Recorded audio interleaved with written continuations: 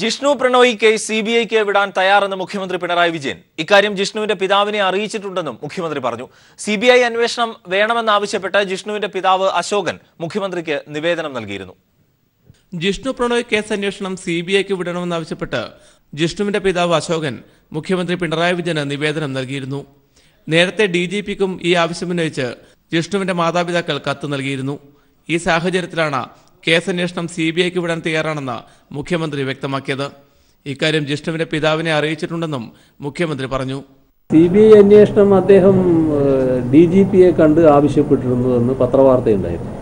അങ്ങനെ വാർത്ത വന്നപ്പോൾ തന്നെ ഡിജിപിയോട് ഞാൻ അന്വേഷിച്ചിരുന്നു, ഇങ്ങനെ ഒരാവശ്യം ഉന്നയിച്ചിട്ടുണ്ട്, അങ്ങനെ ഒരു ആവശ്യമുണ്ടെന്ന് പറഞ്ഞു. ഞാൻ പറഞ്ഞു അങ്ങനെയാണെങ്കിൽ അത് സിബിഐക്ക് വിടുന്നതാണ് നല്ലത്, അവരങ്ങനെ ആവശ്യപ്പെട്ടിട്ടുണ്ടെങ്കിൽ സിബിഐ അന്വേഷിച്ചോട്ടെ, നിങ്ങൾ സിബിഐക്ക് വിട്ടോളൂ എന്ന് പറഞ്ഞു.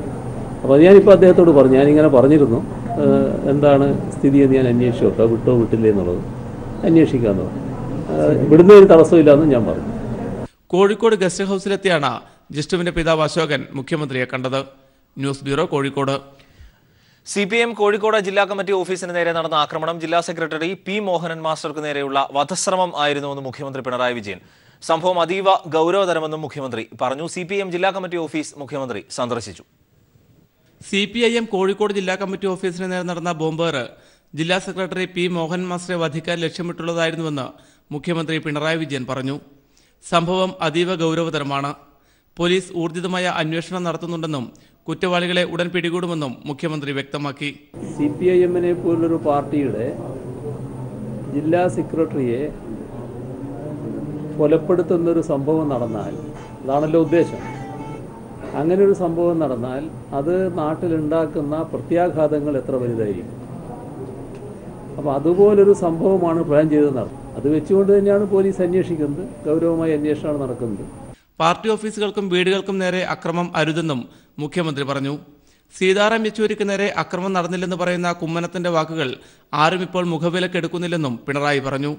CPIM കോഴിക്കോട് ജില്ലാ കമ്മിറ്റി ഓഫീസ് സന്ദർശിച്ച അദ്ദേഹം മോഹനൻ മാസ്റ്ററോട് കാര്യങ്ങൾ ചോദിച്ചറിഞ്ഞു. News bureau, Kozhikode. വിഴിഞ്ഞം കരാറിലെ CAG റിപ്പോർട്ടിനെ ചൊല്ലി KPCC രാഷ്ട്രീയകാര്യ സമിതിയിൽ സുധീരനും മുരളീധരനും തമ്മിൽ രൂക്ഷമായ വാക്പോര്. കരാറിനെക്കുറിച്ച് ഉമ്മൻചാണ്ടി പാർട്ടിയിൽ ചർച്ച ചെയ്തില്ലെന്ന് VM സുധീരൻ. എങ്കിൽ രാഷ്ട്രീയകാര്യ സമിതി വിളിച്ചു ചേർക്കാത്തത് എന്ത് എന്ന് K മുരളീധരൻ. CAG റിപ്പോർട്ട് വസ്തുതാവിരുദ്ധമെന്ന് MM ഹസൻ പറഞ്ഞു. വിഴിഞ്ഞം തുറമുഖ പദ്ധതിയുമായി ബന്ധപ്പെട്ട C&AG റിപ്പോർട്ടായിരുന്നു KPCC രാഷ്ട്രീയകാര്യ സമിതി യോഗം പ്രധാനമായും ചർച്ച ചെയ്തത്. വിഷയം VD സതീശനാണ് യോഗത്തിൽ ഉന്നയിച്ചത്. UDF സർക്കാർ കൊണ്ടുവന്ന കേരളത്തിന്റെ തന്നെ സ്വപ്ന പദ്ധതിയായ വിഴിഞ്ഞം തുറമുഖത്തിന്റെ കാര്യത്തിൽ ഉമ്മൻചാണ്ടി സർക്കാരിന് ക്രെഡിറ്റിന് പകരം പഴികേൽക്കേണ്ട സാഹചര്യമാണ് വന്നിരിക്കുന്നതെന്ന് VD സതീശൻ പറഞ്ഞു. ഈ സമയത്താണ് ഉമ്മൻചാണ്ടിക്കെതിരെ രൂക്ഷ വിമർശനവുമായി VM സുധീരൻ സംസാരിച്ചത്. വിഴിഞ്ഞം പദ്ധതി സംബന്ധിച്ച രാഷ്ട്രീയകാര്യ സമിതിയിലോ KPCCയിലോ യാതൊരു ചർച്ചയും നടത്തിയിട്ടില്ല. മന്ത്രിസഭാ യോഗത്തിൽ മാത്രം ചർച്ച ചെയ്ത് കരാർ ഒപ്പിടുകയായിരുന്നു. ഇതിന്റെ പരിണിത ഫലമാണ് ഇപ്പോൾ അനുഭവിക്കുന്നതെന്നും VM സുധീരൻ ആഞ്ഞടിച്ചു. എന്തുകൊണ്ട് അന്ന് രാഷ്ട്രീയകാര്യ സമിതി വിളിക്കാൻ KPCC പ്രസിഡന്റ് കൂടിയായിരുന്ന VM സുധീരൻ തയ്യാറായില്ലെന്ന് തുടർന്ന് സംസാരിച്ച K മുരളീധരൻ പറഞ്ഞു. വിഴിഞ്ഞം പദ്ധതിയുടെ പേരിൽ തലസ്ഥാനത്ത് കോൺഗ്രസ് സ്ഥാനാർത്ഥികൾക്ക് വോട്ട് ലഭിച്ച കാര്യം ആരും മറക്കേണ്ടെന്നും മുരളീധരൻ സുധീരന് മറുപടി നൽകി. ഇതിനെ തുടർന്ന് അല്പനേരം സുധീരനും K മുരളീധരനും തമ്മിൽ വാക്പോര് നടന്നു. കരാറിൽ അഴിമതിയുണ്ടെങ്കിൽ കരാർ റദ്ദു ചെയ്യണമെന്ന വ്യവസ്ഥയുണ്ടെന്ന് മറുപടിയായി ഉമ്മൻചാണ്ടി യോഗത്തെ അറിയിച്ചു. വിഷയം ചർച്ച ചെയ്തില്ലെന്ന കാര്യം KPCC പ്രസിഡന്റ് MM ഹസൻ വാർത്താസമ്മേളനത്തിൽ സമ്മതിച്ചു. പാർട്ടിക്കകത്ത് പ്രത്യേകമായ ചർച്ചയൊന്നും നടന്നിട്ടില്ല. വിഴിഞ്ഞം കരാറിൽ അഴിമതിക്ക് പുതിയ കരാർ ഒപ്പിടാൻ മുഖ്യമന്ത്രി തയ്യാറാകണമെന്ന് ഹസൻ ആവശ്യപ്പെട്ടു. മദ്യനയത്തിൽ സർക്കാരിനെതിരെ സമരപരിപാടികളുമായി മുന്നോട്ടു പോകാനും രാഷ്ട്രീയകാര്യ സമിതി യോഗത്തിൽ തീരുമാനമായി. News bureau, Thiruvananthapuram. ശ്രീവത്സം ഗ്രൂപ്പിന് 400 കോടിയിലധികം രൂപയുടെ അനധികൃത സമ്പാദ്യമുള്ളതായി കണ്ടെത്തി. റെയ്ഡിൽ പിടിച്ചെടുത്ത രേഖകളുടെ പരിശോധനയിലാണ് ഇക്കാര്യം വ്യക്തമായത്. പിള്ളയുടെയും ഭാര്യയുടെയും മകന്റെ പേരിലായി നാഗാലാൻഡിൽ മാത്രം 28 ബാങ്ക് അക്കൗണ്ടുകൾ ഉള്ളതായി പരിശോധനയിൽ വ്യക്തമായിട്ടുണ്ട്. ഈ അക്കൗണ്ടുകൾ വഴി കോടികളുടെ ഇടപാടുകൾ നടന്നതായും കണ്ടെത്തി. നാഗാലാൻഡ്, ബംഗളൂരു, ദില്ലി, പന്തളം, തിരുവനന്തപുരം തുടങ്ങി 30 കേന്ദ്രങ്ങളിൽ നടത്തിയ പരിശോധനയിൽ നിരവധി രേഖകൾ പിടിച്ചെടുത്തിരുന്നു. ഇവയുടെ പ്രാഥമിക പരിശോധനയിലാണ് 400 കോടിയിലധികം രൂപയുടെ അനധികൃത സമ്പാദ്യം ശ്രീവത്സം ഗ്രൂപ്പിനുള്ളതായി വ്യക്തമായത്. വൻകിട വ്യാപാര സ്ഥാപനങ്ങളുടെയും കോടികളുടെ ഭൂമി ഇടപാടുകളുടെയും സംബന്ധിച്ച രേഖകൾ, വസ്തുക്കരാറിന്റെ രേഖകൾ, ബാങ്ക് നിക്ഷേപങ്ങളുടെ രേഖകൾ എന്നിവയായിരുന്നു പിടിച്ചെടുത്തത്. രേഖകളുടെ പരിശോധന തുടരുകയാണ്. പരിശോധന പൂർത്തിയാകുന്നതോടെ മാത്രമേ കണക്കിൽപ്പെടാത്ത സ്വത്ത് സംബന്ധിച്ച് യഥാർത്ഥ ചിത്രം പുറത്തുവരൂ. കള്ളപ്പണം വെളുപ്പിക്കൽ പദ്ധതി പ്രകാരം തനിക്ക് 50 കോടിയുടെ അനധികൃത സ്വത്തുള്ളതായി MKR പിള്ള ആദായനികുതി വകുപ്പിനെ അറിയിച്ചിരുന്നു. പരിശോധന ആരംഭിച്ചതോടെ അത് 100 കോടിയെന്ന് സമ്മതിച്ചതായും പരിശോധനകൾക്ക് നേതൃത്വം നൽകുന്ന ഉദ്യോഗസ്ഥർ പറഞ്ഞു. പിള്ളയുടെ ബാങ്ക് രേഖകൾ പരിശോധിച്ചപ്പോഴും ഞെട്ടിക്കുന്ന വിവരങ്ങളാണ് അന്വേഷണ സംഘത്തിന് ലഭിച്ചത്. പിള്ളയുടെയും ഭാര്യയുടെയും മകന്റെയും പേരിലായി 28 അക്കൗണ്ടുകൾ ഉള്ളതായി കണ്ടെത്തി. നാഗാലാൻഡിൽ മാത്രം പിള്ളയ്ക്ക് 20 ബാങ്ക് അക്കൗണ്ടുകളുണ്ട്. ഇതുവഴി കോടികളുടെ ഇടപാടുകൾ നടന്നതായും വ്യക്തമായിട്ടുണ്ട്. നാഗാലാൻഡിലെ അഡീഷണൽ SP മാത്രമായിരുന്ന MKR പിള്ളയ്ക്ക് ഇത്ര ഭീമമായ സമ്പാദ്യം എവിടെ നിന്ന് ലഭിച്ചു എന്ന് സംബന്ധിച്ച് വിശദമായ അന്വേഷണം വേണമെന്നാണ് ആദായനികുതി വകുപ്പിന്റെ നിലപാട്. രേഖകളുടെ പരിശോധന പൂർത്തിയായാൽ ചോദ്യം ചെയ്യൽ ഉൾപ്പെടെയുള്ള നടപടികളിലേക്ക് കടക്കും. News bureau, Kochi. Sreevalsam group റെയ്ഡിന് പിന്നിൽ BJP എന്ന രമേശ് ചെന്നിത്തലയുടെ വിശ്വസ്തനായ കോൺഗ്രസ് നേതാവ് NK വിജയന്റെ വെളിപ്പെടുത്തൽ. മാരാർജി ഭവന് ഫണ്ട് നൽകാത്തതാണ് പകപോക്കലിന് കാരണമെന്നും NK വിജയൻ പറയുന്നു. കോൺഗ്രസിന്റെ മുൻ മന്ത്രിയും പ്രമുഖ നേതാവുമായ വ്യക്തിക്കെതിരെ ശ്രീവത്സവുമായി ബന്ധപ്പെട്ട് ആരോപണങ്ങൾ ഉയർന്ന സാഹചര്യത്തിലാണ് BJP നേതൃത്വത്തിന്റെ പങ്കിനെക്കുറിച്ചുള്ള തുറന്നുപറച്ചിലുമായി കോൺഗ്രസിന്റെ മുതിർന്ന നേതാവ് രംഗത്ത് വന്നത്. ഹരിപ്പാട് നഗരസഭാ വൈസ് ചെയർമാൻ കൂടിയായ MK വിജയൻ രമേശ് ചെന്നിത്തലയുടെ വിശ്വസ്തനാണ്. BJPയുടെ മാരാർജി ഭവന് 5 കോടി രൂപ കൊടുക്കാതിരുന്നതാണ് ശ്രീവത്സത്തിനെതിരെ ആദായനികുതി വകുപ്പിനെ കൊണ്ട് അന്വേഷണം നടത്താൻ കാരണമായതെന്നാണ് ഇദ്ദേഹം പറയുന്നത്. ഭവന് കാശ് ചോദിച്ചാൽ കുറഞ്ഞു പോയെന്ന് പറഞ്ഞു, അങ്ങനെയുള്ള പ്രശ്നമാണെന്ന് പറയുന്നത് ആണല്ലേ എന്നിങ്ങനെ കേൾക്കുന്നു. നമുക്ക് അതേപറ്റി ഡീറ്റെയിൽസ് അറിയില്ല. ഇപ്പൊ തിരുവനന്തപുരത്ത് കണ്ടിട്ട് മാരാർ ഭവൻ അത് പറയുന്നില്ലേ, അതിന്റെ പണം ചോദിച്ചതിനൊക്കെ അത് കുറഞ്ഞു പോയി എന്നുള്ളതാണ് ആക്ഷേപം എന്നാ പറയുന്നത് എന്ന് കേൾക്കുന്നത്. ആളുകൾ പറയുന്നല്ല, നമുക്ക് അതിനൊരു വിശ്വാസ്യത പോരാ. രമേശ് ചെന്നിത്തലയുമായും ഇദ്ദേഹത്തിന് ബന്ധമുണ്ടെന്നും അത് സ്വാഭാവിക ബന്ധമാണെന്നും ഇദ്ദേഹം പറയുന്നു. കോൺഗ്രസിനെതിരെയുള്ള ആരോപണം വഴിതിരിച്ചുവിടാനാണ് ഇപ്പോൾ BJPയെ പിടിച്ചിരിക്കുന്നതെന്നാണ് BJP നേതൃത്വം പറയുന്നത്. Shajahan, news bureau, Alappuzha. ശ്രീവത്സം ഗ്രൂപ്പുമായി UDFനും UDFിലെ ഒരു മുൻ മന്ത്രിക്കും ബന്ധമുണ്ടെന്ന് ചില കേന്ദ്രങ്ങൾ ഉയർത്തുന്ന ആരോപണം സമൂഹത്തിൽ സൃഷ്ടിച്ച സംശയം ദൂരീകരിക്കുന്നതിന് CBIയെ കൊണ്ടോ സംസ്ഥാന സർക്കാരിന്റെ ഏതെങ്കിലും ഏജൻസിയെ കൊണ്ടോ സമഗ്രമായ അന്വേഷണം നടത്തണം എന്നാവശ്യപ്പെട്ട് പ്രതിപക്ഷ നേതാവ് രമേശ് ചെന്നിത്തല മുഖ്യമന്ത്രി പിണറായി വിജയന് കത്ത് നൽകി. മാധ്യമങ്ങളിൽ വ്യാപകമായി ചർച്ച ചെയ്യപ്പെടുന്ന സ്ഥിതിക്ക് ഇതിന്റെ സത്യാവസ്ഥ അറിയാൻ ജനങ്ങൾക്ക് അവകാശമുണ്ട്. UDFിലെ ഒരു മുൻ മന്ത്രിക്ക് ശ്രീവത്സം ഗ്രൂപ്പുമായി ബന്ധമുണ്ടെന്ന ആരോപണം ദുഷ്ടലാക്കോടെയാണ്. UDFിലെ മുൻ മന്ത്രിമാരെയെല്ലാം സംശയത്തിന്റെ നിഴലിലാക്കി രക്ഷപ്പെടാനാണ് CPIയുടെ ശ്രമമെന്നും രമേശ് ചെന്നിത്തല പറഞ്ഞു. നാഗാലാൻഡ് മുൻ അഡീഷണൽ SP മാത്രമായിരുന്ന ശ്രീവത്സം ഗ്രൂപ്പ് ഉടമ MKR പിള്ളയുടെ വ്യാവസായിക വളർച്ചയ്ക്ക് കോൺഗ്രസ് രാഷ്ട്രീയത്തിലെ പ്രമുഖനാണ് പിന്തുണ നൽകുന്നത് എന്നാണ് വിവരം. സർവീസിൽ നിന്നും വിരമിച്ച ശേഷവും സുപ്രധാന പദവിയിൽ ഇരിക്കുന്ന പിള്ളയ്ക്ക് അഴിമതി നടത്താനും ബിനാമി വ്യവസായത്തിനും കോൺഗ്രസ് നേതൃത്വം വലിയ പിന്തുണ നൽകിയിട്ടുണ്ട് എന്നാണ് സൂചന. 2003 പിള്ള ശ്രീവത്സം ഗ്രൂപ്പ് ആരംഭിക്കുന്നത്. വസ്ത്രശാലയും സ്വർണ്ണക്കടയും ഒക്കെ കോടികളുടെ ആസ്തിയുള്ള വ്യവസായ ഗ്രൂപ്പായി ശ്രീവത്സം പെട്ടെന്ന് മാറി. പിന്നീട് ഇങ്ങോട്ട് ആദായനികുതി ഉദ്യോഗസ്ഥരുടെ പരിശോധനയിൽ കണ്ടെത്തിയ കോടികളുടെ വെട്ടിപ്പ് ചെറിയൊരു കണക്കു മാത്രമേ ആകാൻ സാധ്യതയുള്ളൂ. 50 കോടി രൂപയുടെ അനധികൃത സ്വത്ത് 2015 ആദായനികുതി വകുപ്പിന് മുന്നിൽ പിള്ള വെളിപ്പെടുത്തിയെങ്കിൽ ആദ്യ പരിശോധനയിൽ 150 കോടിയുടെ വെട്ടിപ്പാണ് ആദായനികുതി ഉദ്യോഗസ്ഥർ കണ്ടെത്തിയത്. പിള്ളയുടെ റിയൽ എസ്റ്റേറ്റ് മേഖലയിലെ കണക്കുകൾ കൂടെ പരിശോധിക്കുമ്പോൾ വെട്ടിപ്പിന്റെ കണക്ക് കൂടുകയേ ഉള്ളൂ. രാഷ്ട്രീയ മേഖലയിലെ പിടിപാടാണ് പിള്ളയെ കോടീശ്വരനാക്കിയത്. നാഗാലാൻഡിലും കേരളത്തിലും രാജ്യത്തിന്റെ തന്നെ പല ഭാഗങ്ങളിലും ശ്രീവത്സം ഗ്രൂപ്പ് ബിനാമി ഇടപാട് നടത്തുന്നതിന്റെ രേഖകളും ആദായനികുതി ഉദ്യോഗസ്ഥർ പരിശോധിക്കുന്നുണ്ട്. നാഗാലാൻഡ് മുൻ അഡീഷണൽ SP മാത്രമായിരുന്ന MKR പിള്ളയുടെ വ്യാവസായിക വളർച്ചയ്ക്ക് വെള്ളവും വളവും ഒഴിച്ചത് കോൺഗ്രസ് രാഷ്ട്രീയത്തിലെ പ്രമുഖനാണ്. ഈ പ്രശ്നങ്ങൾക്കിടയിലും കഴിഞ്ഞ ദിവസം ഹരിപ്പാട് ശ്രീവത്സം ടെക്സ്റ്റൈൽസിൽ വന്ന പിള്ള വളരെ സന്തോഷവാനായിരുന്നെന്നും തന്നെ ആർക്കുമൊന്നും ചെയ്യാൻ സാധിക്കില്ലെന്നും പറഞ്ഞെന്നും കേരളത്തിലെ പ്രമുഖ കോൺഗ്രസ് നേതാവിന്റെ പിന്തുണ ഉള്ളതിനാലാണെന്ന് പിള്ളയുടെ അടുത്ത സുഹൃത്തുക്കൾ വ്യക്തമാക്കുന്നു. News bureau, Pathanamthitta. RSS ആക്രമണങ്ങളെ ജനാധിപത്യപരമായി നേരിടുമെന്ന് സീതാറാം യെച്ചൂരി. കോൺഗ്രസുമായി യാതൊരുവിധ തെരഞ്ഞെടുപ്പ് സഖ്യത്തിനോ കൂട്ടുകെട്ടിനോ ധാരണയില്ല. രാഷ്ട്രപതി തെരഞ്ഞെടുപ്പിൽ പൊതുസമ്മതനായ സ്ഥാനാർത്ഥിയെ നിർത്തുമെന്നും യെച്ചൂരി വ്യക്തമാക്കി. In the Congress, we have said that there can be no electoral understanding or alliance with the Congress. That is a decision that our party Congress has taken, and that is the decision that will be the party's decision.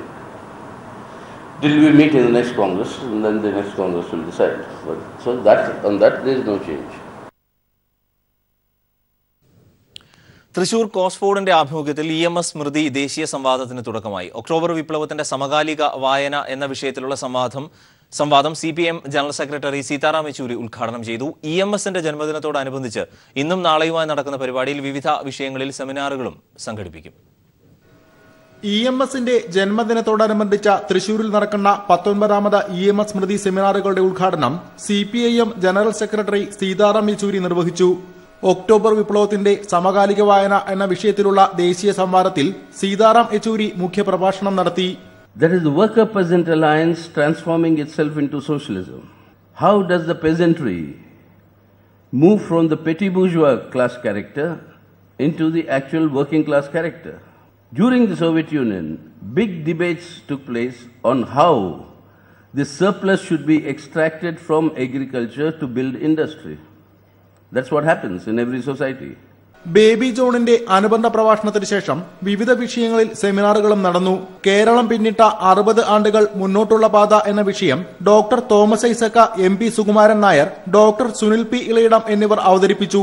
സാമ്രാജ്യത്വത്തിന്റെ വർത്തമാനം എന്ന വിഷയത്തിൽ Prabhat Patnaik, doctor KN Ganesh എന്നിവർ പ്രഭാഷണം നടത്തും.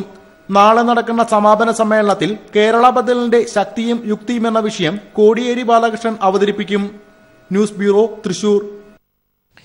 കശാപ്പ് നിരോധനത്തിന് പിന്നാലെ കേന്ദ്ര സർക്കാർ ഗർഭിണികൾക്ക് നേരെ. ഗർഭിണികൾക്ക് മാംസവും സെക്സും വേണ്ട എന്നാണ് കേന്ദ്ര സർക്കാരിന്റെ ഉപദേശം. ആയുഷ് മന്ത്രാലയം പുറത്തിറക്കിയ ബുക്ക്ലെറ്റിലാണ് കേന്ദ്രത്തിന്റെ സാരോപദേശം. അന്താരാഷ്ട്ര യോഗ ദിനമായ ജൂൺ 21 മുന്നോടിയായി ആയുഷ് മന്ത്രാലയം അമ്മമാർക്കും കുട്ടികളുടെ പരിചരണത്തിനുമായി പുറത്തിറക്കിയ ബുക്ക്ലെറ്റിലാണ് ഗർഭിണികൾക്കുള്ള ഉപദേശങ്ങൾ. ഗർഭിണികൾ മാംസം കഴിക്കരുത്, ഗർഭകാലയളവിൽ ശാരീരിക ബന്ധവും പാടില്ലെന്ന് കേന്ദ്ര സർക്കാർ പറയുന്നു. ആരോഗ്യമുള്ള കുട്ടിയെ കിട്ടാൻ ഭോഗം, കാമം, ക്രോധം, വെറുപ്പ് എന്നിവയിൽ നിന്ന് അകന്നു നിൽക്കണം. മോശം കൂട്ടുകെട്ടുകൾ ഒഴിവാക്കണം. നല്ല ആളുകൾക്കൊപ്പം മാത്രം സമയം ചിലവഴിക്കുക. ആത്മീയ ചിന്തകളിൽ വ്യാപൃതരാവുക. മുറികളിൽ മനോഹര ചിത്രങ്ങൾ തൂക്കിയിടുക തുടങ്ങിയ നിർദ്ദേശങ്ങളും ഗർഭിണികൾക്കായുള്ള സർക്കാർ ബുക്ക്ലെറ്റിലുണ്ട്. മഹാന്മാരുടെ ജീവചരിത്രങ്ങൾ വായിക്കണമെന്നും ശാന്തരായി ഇരിക്കണമെന്നും സർക്കാരിന്റെ ലഘുലേഖ ഗർഭിണികളെ ഉപദേശിക്കുന്നു. കശാപ്പ് നിരോധന ഉത്തരവിന് പിന്നാലെയാണ് ഗർഭിണികൾക്കുള്ള വിവാദ വിചിത്ര നിർദ്ദേശങ്ങളുമായി കേന്ദ്ര സർക്കാരിന്റെ ആരോഗ്യവകുപ്പ് മുന്നോട്ട് വരുന്നത്. കശാപ്പ് നിരോധന ഉത്തരവ് ഭേദഗതി ചെയ്യുമെന്ന് കേന്ദ്ര പരിസ്ഥിതി മന്ത്രി ഹർഷവർദ്ധനും ജനങ്ങൾക്ക് ഇഷ്ടമുള്ളത് കഴിക്കാമെന്ന് ആരോഗ്യമന്ത്രി രാജ്നാഥ് സിംഗും വ്യക്തമാക്കിയ ദിവസം തന്നെയാണ് വിവാദ നിർദ്ദേശങ്ങളുമായി ആയുഷ് വകുപ്പിന്റെ ഉപദേശങ്ങൾ.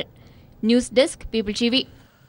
വിലക്കേർപ്പെടുത്തിയ ഹ്രസ്വ ചിത്രങ്ങൾ ക്യാമ്പസുകളിൽ പ്രദർശിപ്പിച്ച SFI. കശ്മീർ, രോഹിത് വെമുല, JNU എന്നീ വിഷയങ്ങളിൽ പ്രതിപാദിക്കുന്ന ചിത്രങ്ങളാണ് രാജ്യാന്തര ഹ്രസ്വ ഡോക്യുമെന്ററി മേളയിൽ പ്രദർശിപ്പിക്കുന്നതിൽ നിന്നും കേന്ദ്രം വിലക്കിയത്.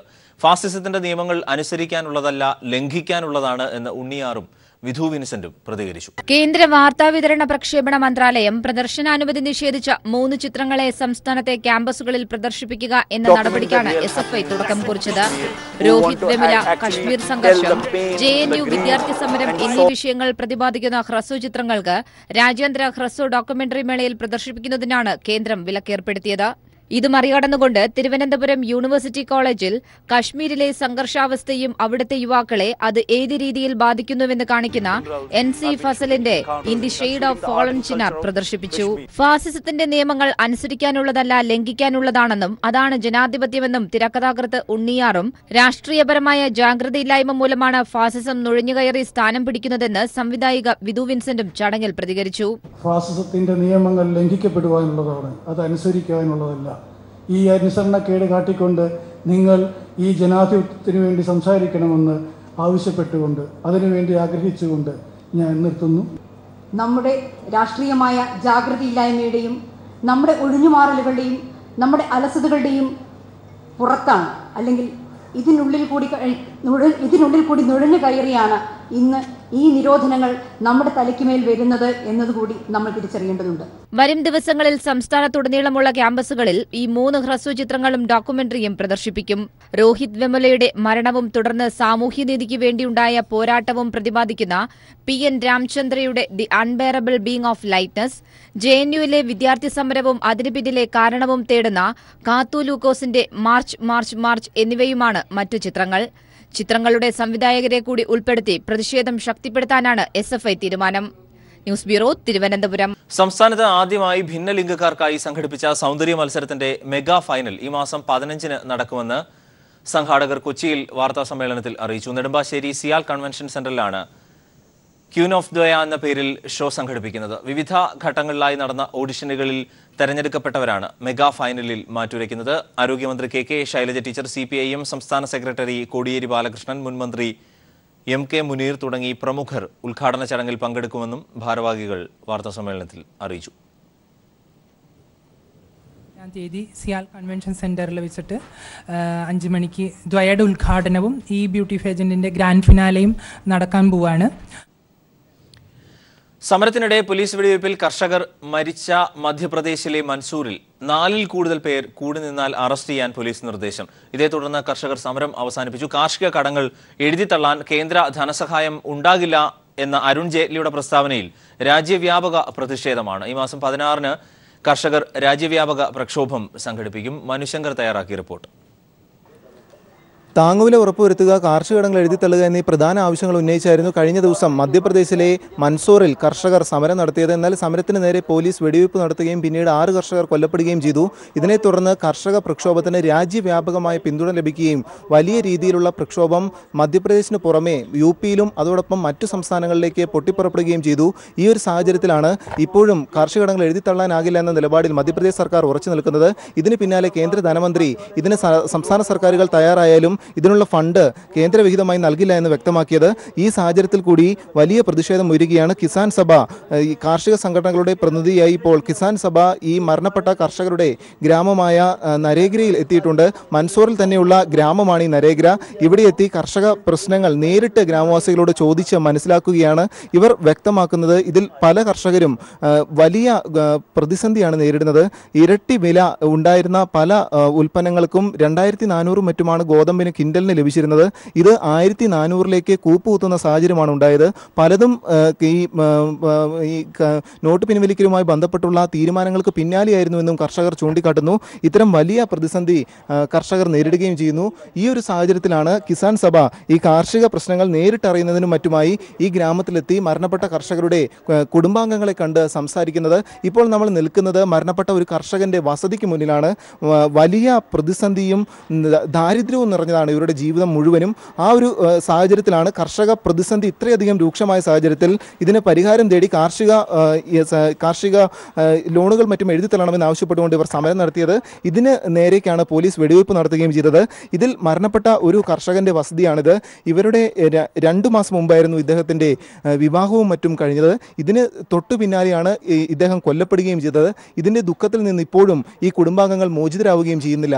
സംഭവത്തിൽ ഇതുവരെയും ഈ പോലീസ് വെടിവയ്പ് നടത്തിയ ഉദ്യോഗസ്ഥർക്കെതിരെ ഒരു നടപടി പോലും ഉന്നത ഉദ്യോഗസ്ഥരും സ്വീകരിച്ചിട്ടില്ല. ഇത്രയധികം വലിയ പ്രതിസന്ധിയിലാണ് ഇപ്പോഴും മധ്യപ്രദേശിലെ കർഷക കുടുംബങ്ങൾ കഴിയുന്നത്. ക്യാമറാമാൻ രാജീവ് കണ്ണാടിക്കൊപ്പം മനുശങ്കർ. EMSന്റെ സ്മരണയ്ക്കായി സംഘടിപ്പിക്കുന്ന EMSന്റെ ലോകം 20ാമത് ദേശീയ സെമിനാറിന് മലപ്പുറം ചെമ്മാട് തുടക്കമായി. മുഖ്യമന്ത്രി പിണറായി വിജയൻ സെമിനാർ ഉദ്ഘാടനം ചെയ്തു. EMSന്റെ ആദ്യ സർക്കാർ വഴിവിളക്കായി ഇപ്പോഴും മുന്നിൽ ഉണ്ട് എന്നതിന്റെ തെളിവാണ് കേരളത്തിലെ ഇടത് സർക്കാരെന്ന് മുഖ്യമന്ത്രി പറഞ്ഞു. കേന്ദ്രം സംസ്ഥാനങ്ങളെ ദുർബലപ്പെടുത്തുന്നുവെന്നും മുഖ്യമന്ത്രി പറഞ്ഞു. വിവിധ വിഷയങ്ങളിൽ ആഴത്തിലുള്ള ചർച്ചകളാണ് സെമിനാറിൽ നടക്കുക. 2 ദിവസത്തെ സെമിനാർ മുഖ്യമന്ത്രി പിണറായി വിജയൻ ഉദ്ഘാടനം നിർവഹിച്ചു. EMSന്റെ സർക്കാർ വഴിവിളക്കായി മുന്നിലുണ്ടെന്നും അദ്ദേഹത്തിന്റെ ആശയങ്ങളാണ് ഈ സർക്കാരിന്റെ പ്രധാന പദ്ധതികളെന്നും മുഖ്യമന്ത്രി പറഞ്ഞു. നമ്മുടെ രാജ്യത്ത് കേന്ദ്ര സംസ്ഥാന ബന്ധങ്ങൾ, കേന്ദ്രം കൂടുതൽ അധികാരം കവരാനുള്ള ശ്രമങ്ങൾ, സംസ്ഥാനത്തിൻ്റെ അധികാരങ്ങൾ തട്ടിപ്പറിക്കാനുള്ള നീക്കങ്ങൾ, ഇതെല്ലാം ഇന്ന് ഏറ്റവും കൂടുതൽ സജീവമായിരിക്കുകയാണ്. രാജ്യത്തെ ജനങ്ങൾ അവർക്കിഷ്ടമുള്ള ഭക്ഷണം കഴിക്കാനും അവർക്കിഷ്ടമുള്ള വസ്ത്രങ്ങൾ ധരിക്കാനും അവകാശമില്ലാത്ത അവസ്ഥയിലേക്ക് കാര്യങ്ങൾ എത്തിച്ചുകൊണ്ടിരിക്കുന്നു. സ്പീക്കർ ശ്രീരാമകൃഷ്ണൻ EMS അനുസ്മരണ പ്രഭാഷണം നടത്തി. S. രാമചന്ദ്രൻ പിള്ള, പാലൊളി മുഹമ്മദ് കുട്ടി, KEN, MM നാരായണൻ തുടങ്ങി പ്രമുഖർ ചർച്ചകൾക്ക് നേതൃത്വം നൽകി. നാളത്തെ സെഷൻ CPIM സംസ്ഥാന സെക്രട്ടറി കോടിയേരി ബാലകൃഷ്ണൻ ഉദ്ഘാടനം ചെയ്യും. സമാപന സമ്മേളനം പോളിറ്റ് ബ്യൂറോ അംഗം പ്രകാശ് കാരാട്ടും ഉദ്ഘാടനം നിർവഹിക്കും. News bureau, Malappuram. കൊച്ചിയിൽ അപകടമുണ്ടാക്കിയ കപ്പലിന്റെ കപ്പിത്താനെയും മറ്റ് ജീവനക്കാരുടെയും അറസ്റ്റ് വൈകും. കപ്പലിൽ നിന്നും പിടിച്ചെടുത്ത രേഖകളുടെ പരിശോധന തുടങ്ങാൻ അന്വേഷണ സംഘത്തിനായില്ല. ഹൈക്കോടതിയുടെ അനുമതിയോടെ മാത്രമേ രേഖകളുടെ പരിശോധന തുടങ്ങാൻ സംഘത്തിന് സാധിക്കൂ.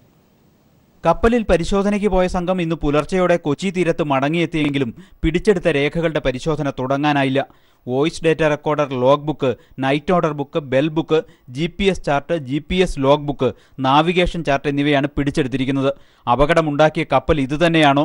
കപ്പൽ ജീവനക്കാരുടെ വീഴ്ചയാണോ അപകട കാരണം? മുൻകരുതലുകൾ സ്വീകരിച്ചിരുന്നോ? മുന്നറിയിപ്പ് നൽകിയിരുന്നോ? തുടങ്ങിയ കാര്യങ്ങൾ രേഖകൾ പരിശോധിച്ചാൽ മാത്രമേ വ്യക്തമാകൂ. ഹൈക്കോടതി അനുമതിയോടെ മാത്രമേ രേഖകളുടെ പരിശോധന ആരംഭിക്കാൻ കഴിയൂ.